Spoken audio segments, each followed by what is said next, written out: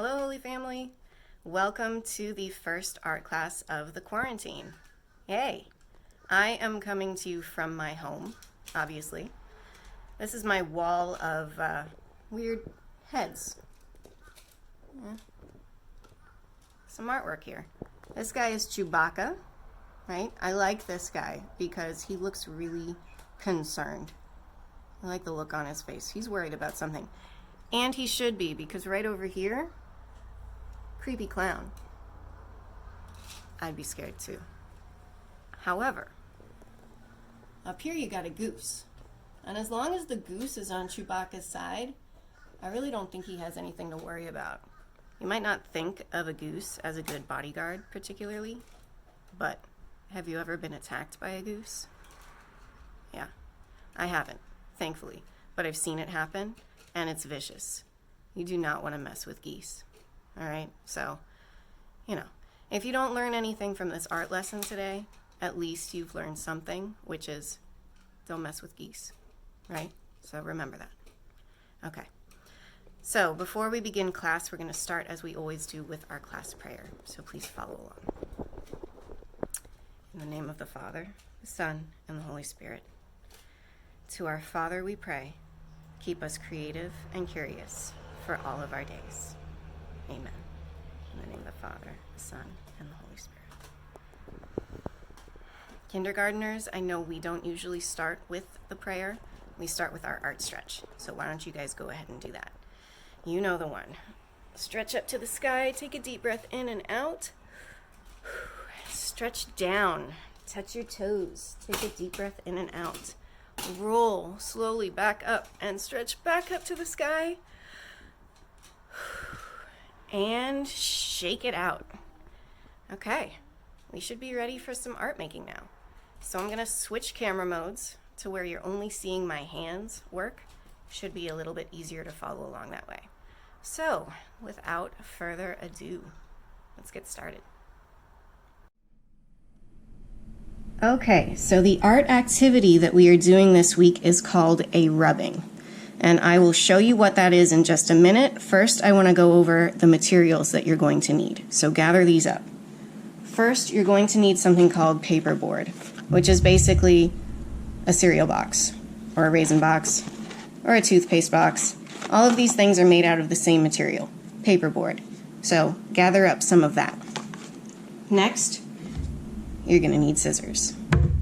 Third, you're going to need a glue stick. Now, hopefully some of you have glue sticks at home. If you have a glue stick, use it. If you don't have a glue stick, any other type of glue can work. And if you don't have any glue at all, then you can still do some version of this project. But for the best results, if you have a glue stick, get that out. Next, you're going to need a crayon. I use a simple black crayon. I've taken the paper off because we are going to use it this way, not this way.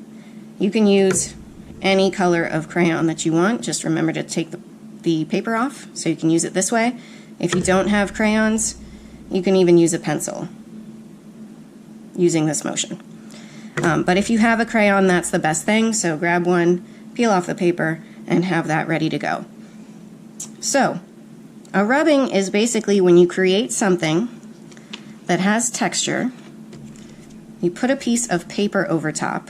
That's the other thing you're going to need is plain white printer paper. If you don't have plain white printer paper, just pull a piece of paper out of one of your notebooks. Simple lined paper will work as well. So any type of thin paper, you just don't want it to be super thick. Just normal thin paper. You take your crayon, you hold what you have created very still underneath the piece of paper, and you rub your crayon across the top. You want to hold this down really, really well so that the piece underneath doesn't shift. But you can move your hand to a different spot if you need to cover a different area. Keep moving it around.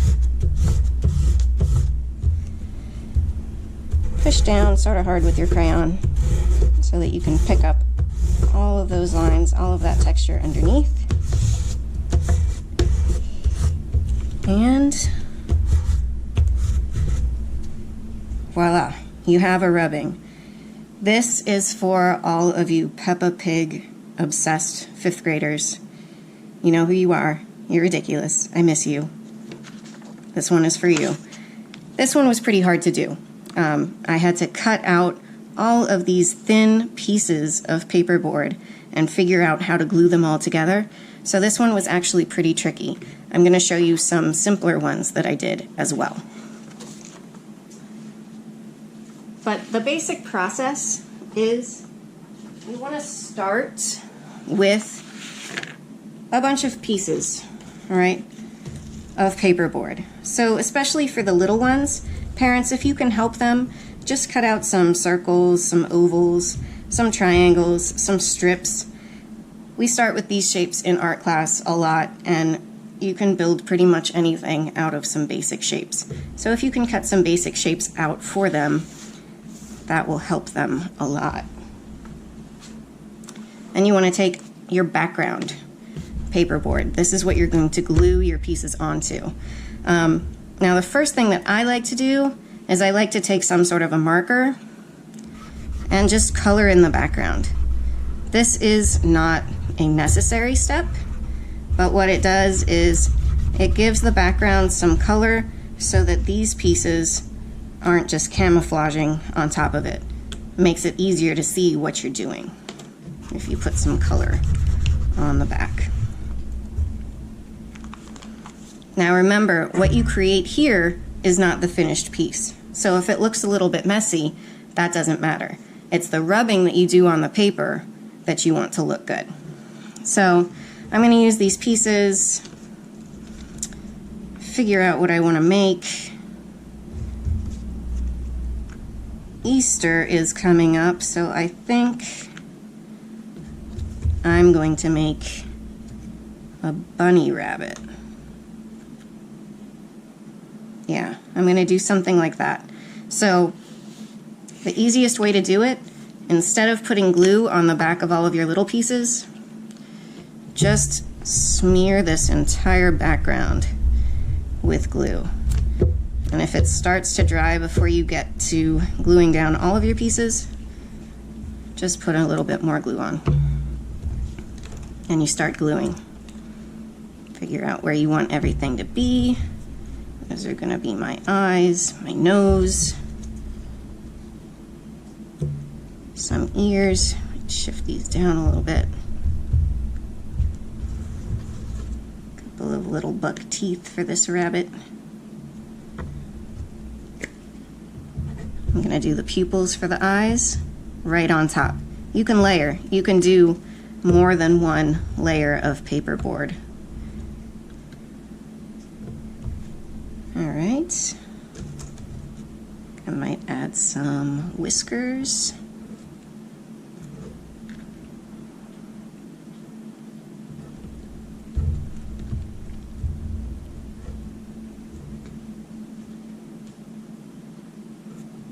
So spend some time figuring out a design that you like, and definitely do more than one if you want to. These are pretty fun to make when you get into it. And then I would let the glue dry, but I'm not going to let the glue dry right now. We're just going to forge ahead here. And for this one, you don't have to do this, but for this guy, I think I'm going to actually cut the outline of the rabbit's head and use that. I should have done that before I put the whiskers on, so let me take the whiskers off.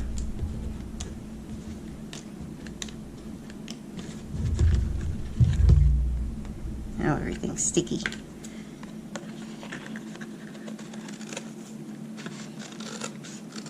Cut out the shape of a rabbit's head.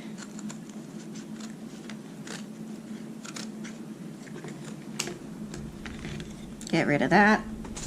Let's put our whiskers back on.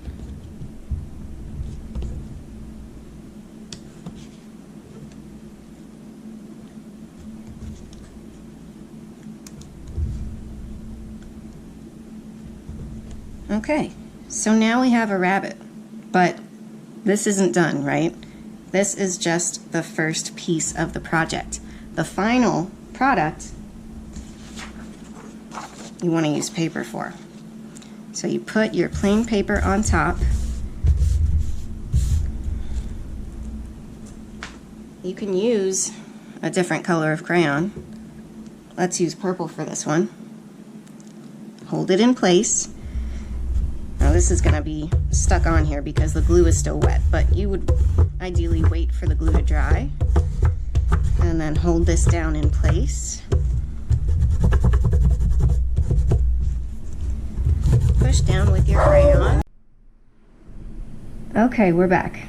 I had to stop for a minute there because my dogs just went insane over nothing in particular, just the wind, as dogs do. Gotta love them. So, always making sure, it's really important, you have to hold this down, don't let it shift.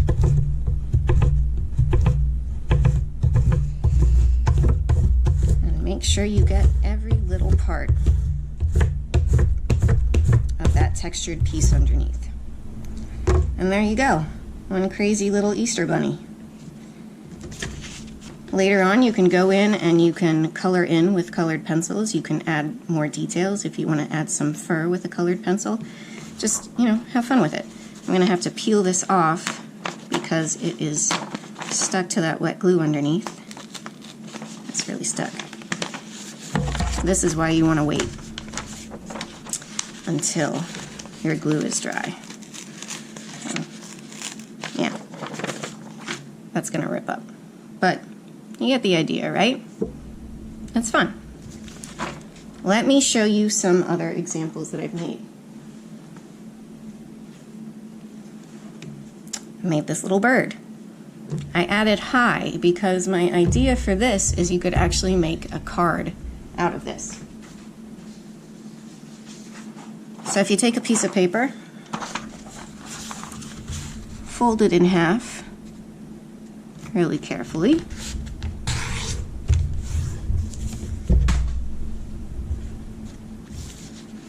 Slip the bird in there. Take your crayon and go over it.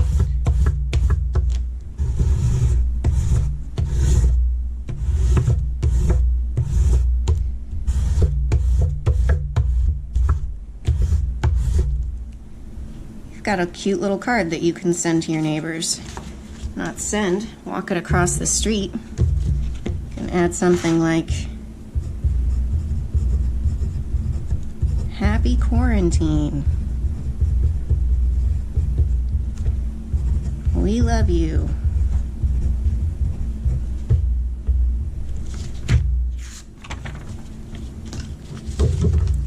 Trim this up. Walk it across the street, drop it in your neighbor's mailbox. Come back to your house safe and sound.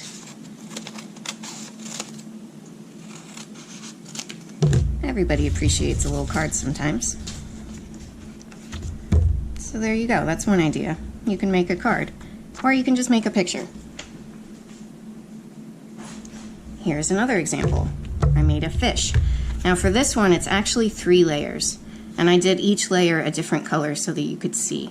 The base layer is this blue one.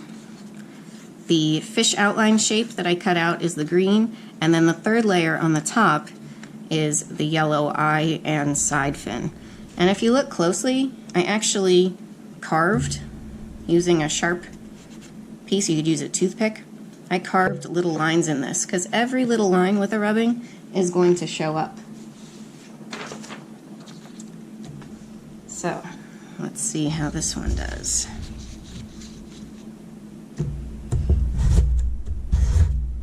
See how those little lines are showing up?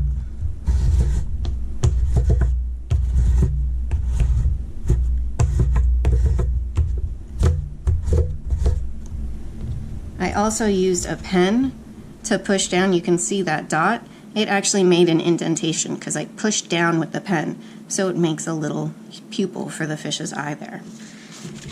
And you can have fun with this. You can do 4 up. I colored these in with colored pencils when I was done. You can do a super colorful one. This was sort of a tribute to Andy Warhol. He used to do these prints where he would do the same print over and over again, but use really bright, crazy colors. So this is a little homage to him.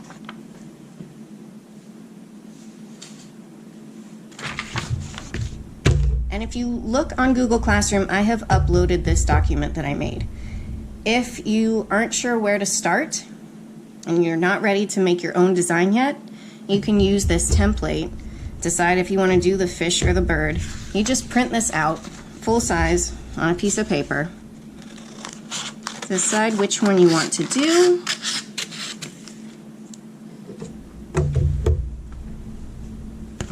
Glue this. I'm going to do the fish to show you. Glue this whole paper onto a piece of paperboard.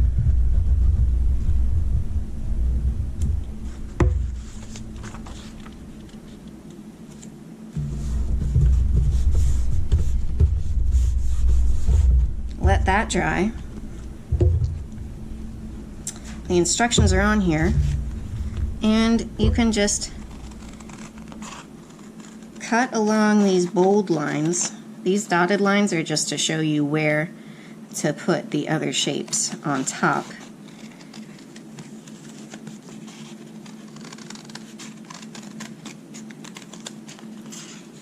Cut out the bold lines.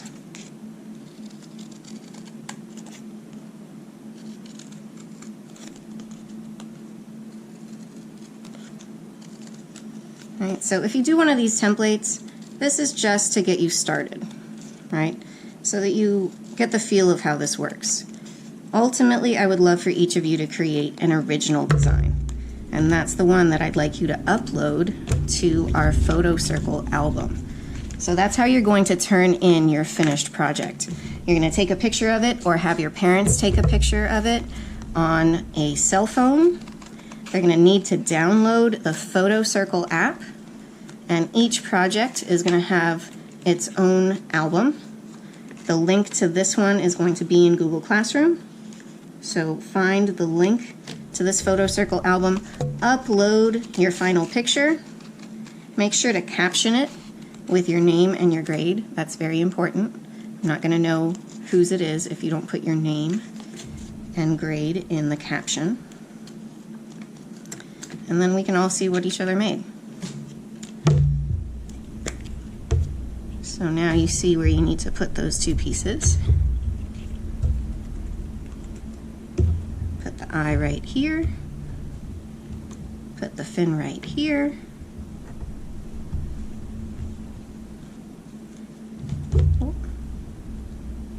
You can get another piece of paperboard to glue this whole thing down onto, or you can just leave it like this. And let's see how this rubbing turns out.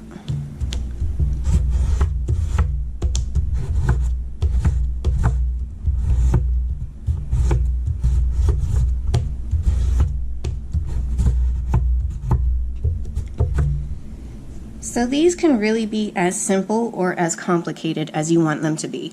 You can go crazy with these. You can do a ton of things. They can be really fun. Another thing that you can use is leaves from outside. Grab a leaf, a dried leaf that's on the ground, go find a tree. Where there's a tree, there's a leaf, and there are probably some on the ground right now because it's that time of year. Put that underneath, rub your crayon on top of it, and you can see all the veins of that leaf. Isn't that cool? There's nothing cooler than the patterns of nature. And there you have it. So basically, anything with texture, right? You're creating texture here. This is texture. You run your finger across it, you can feel it. If something has texture, you can put a piece of paper on top of it, rub a crayon over the top, and it will pick up that texture underneath. So let me show you one last example that I did.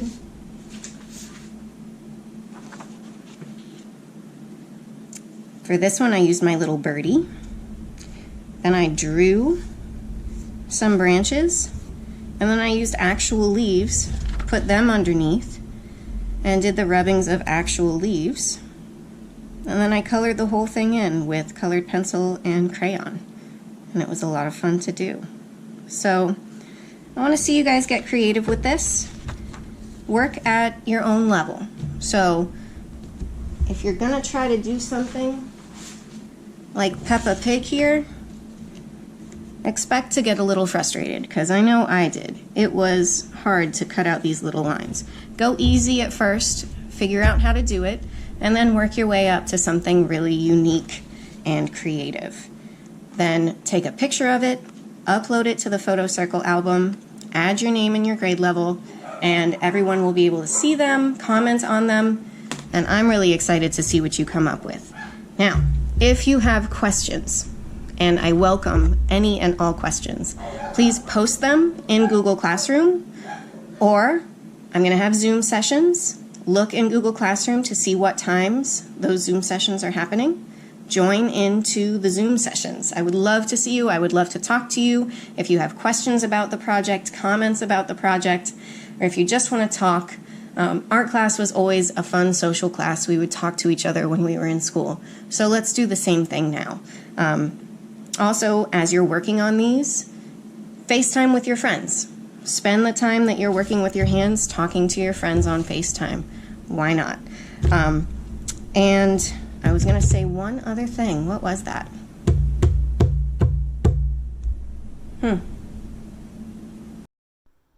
Okay, so that ended abruptly because I couldn't remember what I was going to say, but I remember now. And it was to say that your assignments are due next Saturday at 4 p.m. So you have the entire week to work on this, right? I'm posting the assignment on Sunday at 4 p.m. You have until the following Saturday at 4 p.m. to turn it in. To turn it in means to complete it, take a photograph of it, upload that photograph to the appropriate Photo Circle album, link in Google Classroom, and caption your photo with your name and grade level. Remember that part, it's important. So in order to download the Photo Circle app and upload your pictures, you're going to have to use a personal device, either your cell phone or your parent's cell phone. Hopefully that isn't a problem for anyone. But we will be in touch through Google Classroom, and I hope to see you at the Zoom sessions. That's it for now. Bye.